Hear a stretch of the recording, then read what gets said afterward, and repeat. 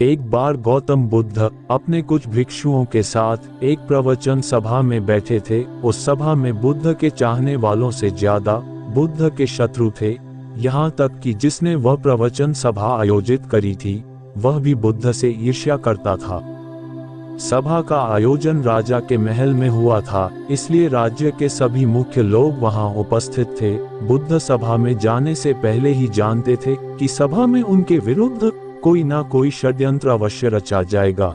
सभा में जाने से पहले बुद्ध का शिष्य आनंद बुद्ध को चिताया है कि बुद्ध आपको वहां नहीं जाना चाहिए, वहां के लोग आपके साथ दुर्व्यवहार करेंगे। ना जाने उन्होंने आपके विरुद्ध कैसा षड्यंत्र रच रखा हो, लेकिन बुद्ध अपनी करुणा के चलते वहां जाने से खुद को नहीं रोक पाते।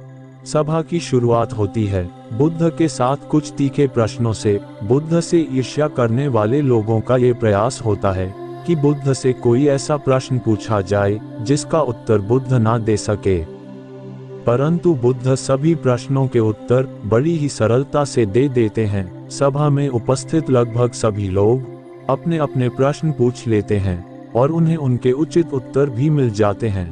अचानक वहां एक स्त्री आती है और बुद्ध से कहती है, आप ध्यान की बात करते हैं, आप ज्ञान की बात करते हैं, आप सत्य की बात करते हैं, आप लोगों को सत्य के मार्ग पर चलाने की जिम्मेदारी लेते हैं, पर मुझ जैसी अबला की कोई चिंता नहीं जिसे आपने गर्भवती बनाकर छोड़ दिया है।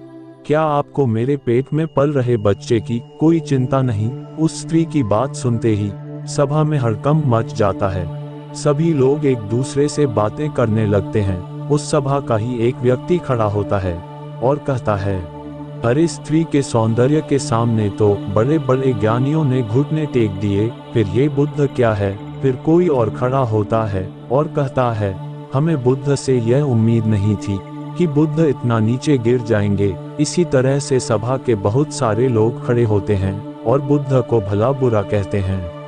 जब सभी लोग अपने अपने मन की भड़ास निकाल लेते हैं तब राजा कहता है, बुद्ध आप अपनी सफाई में क्या कहना चाहेंगे? राजा भी बुद्ध ईर्ष्या करता था। वह चाहता था कि बुद्ध बदनाम हो जाए। यहाँ पर एक आवश्यक बात आपको समझनी चाहिए कि इस सारी घटना का बुद्ध पर कोई असर नहीं था। ना तो लोगों के अपशब्दों का बुद्ध पर कोई असर था और ना ही उस स्त्री के झूठे आरोप का। जानते हो क्यों? क्योंकि बुद्ध जानते थे कि सत्य क्या है। वह अपनी नजर में ठीक थे। सूत्र यही चाहे पूरी दुनिया आपके खिलाफ हो जाए, अगर आप अपनी नजर में ठीक है, अगर आप जानते हैं कि आप सत्य के साथ हैं, तो आपका कोई कुछ नहीं बिगाड़ सकता। सभा के सभी लोग संदेह में थे, यहाँ तक कि बुद्ध के कुछ नए भिक्षु भी संदेह में पड़ गए थे। लेकिन बुद्ध जानते थे कि वह क्या है और यही आवश्यक था, इसीलिए उनके चेहरे पर 1% भी बदलाव नहीं आया था।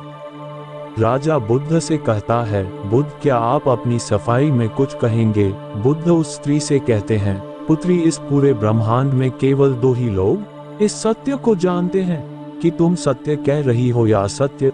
इससे पहले कि बुद्ध कुछ आगे कहते, वह स्त्री बुद्ध से अपनी नजरें चुराने लगती है।